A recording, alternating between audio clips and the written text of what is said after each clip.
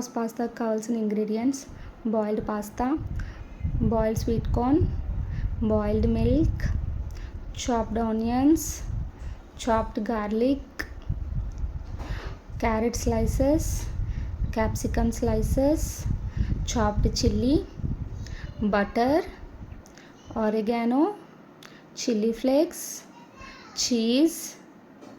Hi everyone, ఇప్పుడు మనం white sauce pasta తయారీ విధానం చూద్దాం.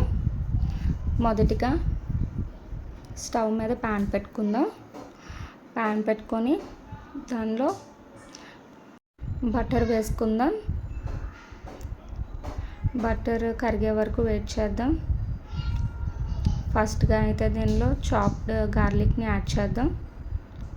ఇవి ఫ్రై అవుతూ ఉంటే, గార్లిక్ ఫ్రై అవుతుంటే చాలా మంచి అరోమా వస్తుందండి. సెకండ్గా దీనిలో చాప్డ్ చిల్లీస్ యాడ్ చేద్దాం. ఈ రెండింటిని కలిపి ఫ్రై చేద్దాం.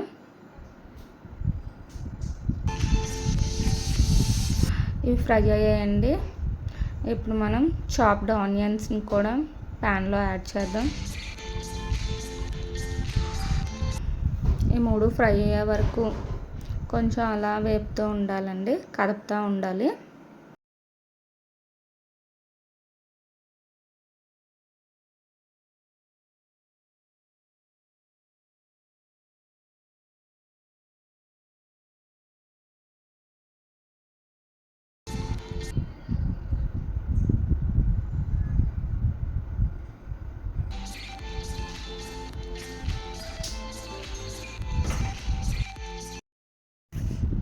ఈ వైట్ సాస్ పాస్తా అంటే మా బాబు నిహాస్కి అయితే చాలా ఇష్టం. వాడి కోసమే చేస్తున్నాను మెయిన్గా. ఇంకా మా అక్క వాళ్ళ పాప కూడా ఇక్కడే ఉంది, హాలిడేస్ కాబట్టి. సో వాళ్ళిద్దరికి ఈవినింగ్ స్నాక్గా పనికొస్తుంది. ఇప్పుడు ఇవి వేగాయండి. ఇప్పుడు క్యాప్సికమ్ యాడ్ చేశాను. ఈ క్యాప్సికమ్ కూడా కొంచెం ఫ్రై అవుతుంది. ఇందులో వెజిటేబుల్స్ కూడా యాడ్ చేస్తున్నాయండి, హెల్తీగా కూడా ఉండాలని. మామూలుగా అయితే వీళ్ళు ఎవరు కూడా క్యాప్సికమ్, క్యారెట్ ఇవేం తినరు. సో ఈ విధంగా అయినా తింటారని ఇవి ఫ్రై అవుతున్నాయి.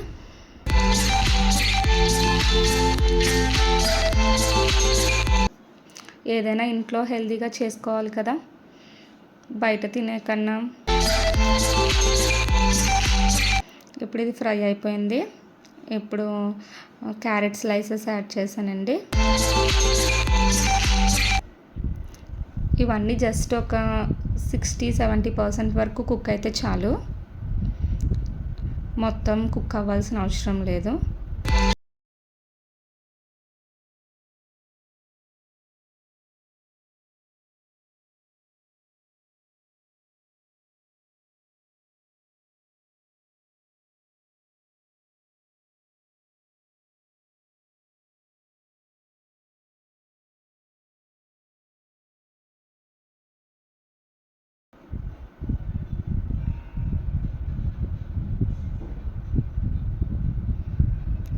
ఇప్పుడు ఇది ఫ్రై అయిపోయిందండి.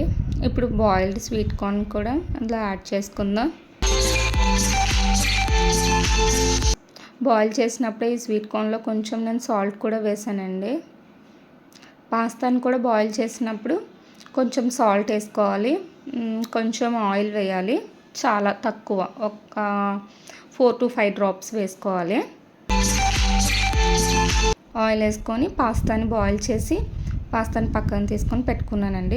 వీడియోలో అది చూపించడానికి అవ్వలేదు.